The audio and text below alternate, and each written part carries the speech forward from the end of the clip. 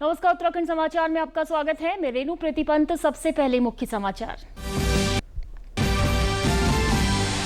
मुख्यमंत्री पुष्कर सिंह धामी ने कहा, कांवड़ यात्रा से जुड़ी सभी तैयारी पूरी। शिव भक्तों से की यात्रा के नियमों का पालन करने की अपील।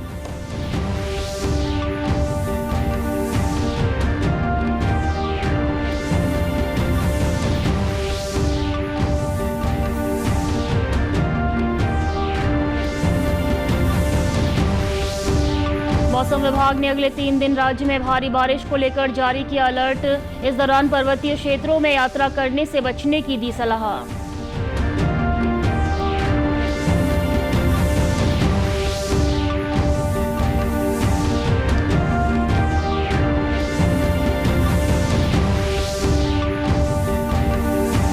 और हल्द्वानी वन प्रभाग में आपसी भिड़ंत में 2 बाघों की मौत। फॉरेंसिक जांच होगी। पंजे नाखून सुरक्षित मिले।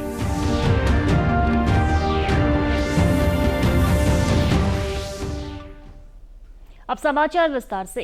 मुख्यमंत्री पुष्कर सिंह धामी ने कहा है कि राज्य सरकार शिक्षा की गुणवत्ता बढ़ाने और युवाओं को बेहतर अवसर उपलब्ध कराने के लिए लगातार काम कर रही है। रुड़की में विद्या भारती संस्थान में आयोजित प्रतिभा सम्मान समारोह में उन्होंने मेधावी छात्र छात्राओं को सम्मानित किया। कार्यक्रम में उन्होंने कहा कि प्रतिभाशाली विद्यार्थियों का सम्मान करना समाज और राष्ट्र के उज्जवल भविष्य में निवेश करने के समान है। उन्होंने विद्यार्थियों से मेहनत, अनुशासन और ईमानदारी के साथ अपने लक्ष्य की ओर बढ़ने का आह्वान किया। शिक्षा हमारी सभी बच्चों के लिए पहली प्राथमिकता है, सर्वोच्च प्राथमिकता है कि बच्चों को अच्छी शिक्षा मिलनी चाहिए, अच्छे संस्कार मिलने चाहिए। उसको लेकर राज्य सरकार के स्तर पर भी काम किए जा रहे हैं। नई शिक्षा नीति लागू करने वाला राज्य उत्तराखंड पहला राज्य है। हम मॉडल क्लासेज की स्थापना भी कर रहे हैं, स्मार्ट क्लासेज बना रहे हैं। उच्च शिक्षा में भी बहुत सारे काम कर रहे हैं। बच्चों को 10वीं और 12वीं में उनको छात्रवृत्ति भी प्रदान कर रहे हैं। कांवड़ यात्रा को लेकर राज्य सरकार ने अपनी तैयारियां पूरी कर ली हैं। मुख्यमंत्री पुष्कर सिंह धामी ने कहा है कि देवभूमि आने वाले करोड़ों शिव भक्तों को किसी भी तरह की परेशानी नहीं होने दी जाएगी। इसके लिए सभी प्रशासनिक और सुरक्षा व्यवस्थाएं पूरी कर ली गई हैं। स्वागत के साथ साथ मुख्यमंत्री धामी ने सभी कांवड़ियों से अनुरोध किया है कि वे यात्रा के लिए तय नियमों का पूरी तरह पालन करें ताकि सभी की यात्रा सुरक्षित, सुगम और अनुशासित रहे। उत्तराखंड का ये हरिद्वार, ऋषिकेश और आसपास का क्षेत्र, पूरा क्षेत्र एक केंद्र बन जाता है। करोड़ों शिव भक्त कांवड़िया आते हैं। हम सभी का स्वागत करते हैं, सभी से अनुरोध भी करते हैं कि भाई सब लोग अपनी जो यात्रा के नियम हैं, यात्रा के नियमों का ठीक प्रकार से पालन करें, ठीक प्रकार से अपनी भी अच्छी यात्रा करें और लोगों की यात्रा करवाने में भी अच्छा सहयोग प्रदान करें। शहरी विकास मंत्री राम सिंह कैरा ने कहा है कि मुख्यमंत्री पुष्कर सिंह धामी के नेतृत्व में राज्य सरकार महाकुंभ 2027 की तैयारियों को निर्धारित समय सीमा के भीतर पूरा करने के लिए तेजी से काम कर रही है।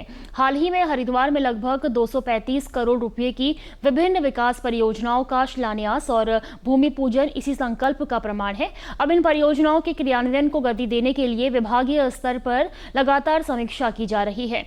शहरी विकास मंत्री ने कहा कि हरिद्वार केवल उत्तराखंड ही नहीं बल्कि देश और दुनिया की आस्था का प्रमुख केंद्र है। उन्होंने कहा कि मुख्यमंत्री पुष्कर सिंह धामी के मार्गदर्शन में गंगा कॉरिडोर, घाटों के पुनर्विकास, सड़क एवं यातायात व्यवस्था के सुदृढ़ीकरण सहित अनेक महत्वपूर्ण परियोजनाओं पर तेजी से काम चल रहा है। इन विकास कार्यों से महाकुंभ 2027 के दौरान करोड़ों श्रद्धालुओं को बेहतर व्यवस्थाएं मिलेंगी और हरिद्वार की वैश्विक पहचान और अधिक मजबूत होगी। कुंभ को लेकर के राज्य सरकार ने पूरी तैयारी की है। हमारा कुंभ ऐतिहासिक हो और पूरी दुनिया के लोग, भारतवर्ष के लोग कुंभ में स्नान करने आए और सभी अखाड़ों के जो निर्देश हैं, जो आदेश हैं, उन अखाड़ों के निर्देशानुसार हम लोग घाटों की संख्या भी बढ़ा रहे हैं और अखाड़ों के लिए पार्किंग की व्यवस्था हो या अखाड़ों के लिए जो अस्थायी अखाड़े हैं उनके लिए रहने की व्यवस्था हो, इस दिशा में हम लोग काम कर रहे हैं। और अब बात करेंगे उत्तराखंड के मौसम की। देहरादून मौसम विज्ञान केंद्र ने अगले 3 दिन राज्य के अधिकांश हिस्सों में भारी बारिश का अनुमान जताया है। इसके लिए ऑरेंज अलर्ट भी जारी किया गया है। इस दौरान संवेदनशील इलाकों में भूस्खलन और नदी नालों के उफान पर आने की संभावना है। केंद्र के निदेशक डॉक्टर चंद्र सिंह तोमर ने पर्वतीय क्षेत्रों में यात्रा कर रहे लोगों को सावधान रहने की सलाह दी है। उन्होंने कहा है कि भारी बारिश के दौरान यात्रा करने से बचें और जिस जगह है वहीं ठहर जाएं। और वर्षा के तीव्र दौर तक जाने के चांसेस बने हुए हैं। तो ऐसे में जैसे हमारे बुलेटिन में भी सलाह दी रहती है कि भाई जो इसमें जो है इस ऐसे में लैंडस्लाइड, फ्लैश फ्लड के चांसेस भी बने होते हैं, या मड स्लाइड होता है, लैंड है ना, शूटिंग स्टोन्स के चांसेस बने होते हैं। तो यात्रियों से हमारी ये सलाह होती है कि भाई आप जो है यात्रा को या तो पोस्टपोन करें, इस पीरियड से बचें, और नहीं तो उसके अगर आप जहाँ पे ऑलरेडी यात्रा कर रहे हैं तो जहाँ पे आप हैं वहीं पे कुछ एटलीस्ट अगले 28-29 तारीख 2 दिन के लिए अपनी यात्रा को वहीं पे ठहराव बनाए। उसके बाद यात्रा दोबारा से चालू की जा सकती है। हल्द्वानी वन प्रभाग के छकाता रेंज के सिमलिया क्षेत्र में 2 बाघों की संदिग्ध परिस्थितियों में मौत हो गई है। दोनों बाघों के शव छकाता रेंज से लगे गुमाल गांव के निकट जंगल में मिले हैं। वन विभाग की टीम घटना की जांच में जुटी हुई है। वन विभाग के अनुसार शुरुआती जांच में दोनों बाघों के बीच संघर्ष होने की आशंका है। एक बाघ की उम्र 3 से 4 साल और दूसरे की 4 से 5 साल के बीच है। डॉक्टरों के मुताबिक दोनों बाघों के सभी अंग, पंजे और नाखून पूरी तरह सुरक्षित हैं। डीएफओ कुंदन कुमार ने बताया कि प्रथम दृष्टया दोनों नर बाघों की मौत आपसी संघर्ष के कारण हुई है। पोस्टमार्टम रिपोर्ट और फॉरेंसिक जांच आने के बाद ही मौत के असर और सटीक कारणों की आधिकारिक पुष्टि हो सकेगी। हल्द्वानी वन प्रभाग के छकाता रेंज के उत्तरी खेरा बीट में 2 बाघों के जो है मृत पाए गए हैं। तो तत्काल जो है वन विभाग की टीम मौके पर पहुंची थी और जो NTCA की जो मानक संचालन प्रक्रिया है उसके अनुसार वहां पे जो वरिष्ठ पशु चिकित्सक हैं हमारे पश्चिमी वृत्त के और नैनीताल जू के, और इसके अलावा WWF के प्रतिनिधि और हमारे वाइल्ड लाइफ बायोलॉजिस्ट और मैं और जो SDO हैं, वन क्षेत्र अधिकारी, इन सबका जो है टीम बना के और जो मानकों के अनुसार उसका पोस्टमार्टम कराया गया। दोनों बाघों के जो बाह्य अंग थे सभी अंग सुरक्षित पाए गए और पोस्टमार्टम के दौरान जो घटना मतलब जो प्रथम दृष्टया जो तथ्य सामने आए हैं उसमें एक बाघ का जो है फेमरल आर्टरी जो है वो पंचर पाई गई है। दूसरे बाघ का जो जगलर वेन होता है वो रप्चर्ड पाई गई है। तो प्रथम दृष्टया जो प्रतीत हो रहा है कि दोनों बाघ के जो है आपसी संघर्ष में दोनों की मृत्यु हुई है। बागेश्वर जिले में जिलाधिकारी अपूर्वा पांडे ने कलेक्ट्रेट सभागार में आयोजित जनसुनवाई में आमजन की समस्याएं सुनी। इस दौरान विभिन्न विभागों से संबंधित कुल 10 शिकायतें प्राप्त हुई हैं। अधिकांश शिकायतों का मौके पर ही निस्तारण किया गया, जबकि शेष मामलों के त्वरित एवं गुणवत्तापूर्ण समाधान के लिए संबंधित विभागों को निर्देश दिए गए। जनसुनवाई के बाद जिलाधिकारी ने मुख्यमंत्री हेल्पलाइन एवं हेलो बागेश्वर पोर्टल पर लंबित शिकायतों की समीक्षा की। उन्होंने अधिकारियों को शिकायतकर्ताओं से 100% कॉलिंग सुनिश्चित करने और प्रत्येक शिकायत का संवेदनशीलता, पारदर्शिता और गुणवत्ता के साथ समयबद्ध निस्तारण करने के निर्देश दिए।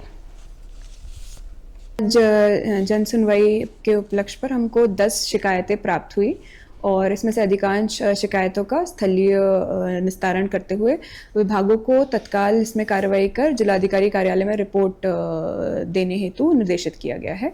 और इसके अतिरिक्त CM हेल्पलाइन की भी समीक्षा की गई और हेलो बागेश्वर हेल्पलाइन की भी समीक्षा की गई और विभागों को यही निर्देशित किया गया कि जो भी शिकायतें विभिन्न माध्यमों से, विभिन्न पोर्टल से प्राप्त हो रही हैं उनको समय अंतर्गत निस्तारित कर शिकायतकर्ता को भी सूचित कराया जाए।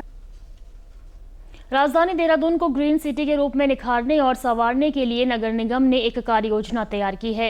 यह सभी नए पार्क शहर में अवैध कब्जों और अतिक्रमण से मुक्त कराई गई जमीनों पर विशेष रूप से विकसित किए जाएंगे। नगर निगम की टीमें लगातार क्षेत्रों में निरीक्षण कर रही हैं और अवैध अतिक्रमण को सख्ती से हटाया जा रहा है। ऐसे कई स्थानों पर पार्क तैयार कर लिए गए हैं। इन पार्कों को स्थानीय नागरिकों और बच्चों के अनुकूल बनाने के लिए बेहद व्यवस्थित से रूप दिया जा रहा है। बच्चों के खेलने के लिए आधुनिक खेल उपकरण और ओपन जिम जैसी जिम संबंधी सुविधाएं भी स्थापित की जा रही हैं।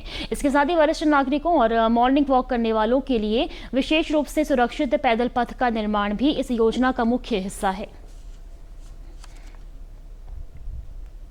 निश्चित तौर पर आगे भी हमारे जो पार्क हैं उनको हम और डेवलप करना चाहते हैं, उनको बनाना चाहते हैं, जनता को समर्पित करना चाहते हैं, जहाँ पर कि बच्चे वगैरह जो हैं वो खेल सके, उनके लिए खेलने के लिए उपकरण वगैरह सब उसमें लगा के, व्यायाम सारा जो ओपन जिम वगैरह उनमें लगा के, और पैदल पाथ बुजुर्गों के लिए इस प्रकार का हमारा प्लान है। फिलहाल समाचारों में इतना ही। दूरदर्शन समाचारों से जुड़े रहें। अब होगी शाम 6:30 बजे के बुलेटिन में मुलाकात। नमस्कार।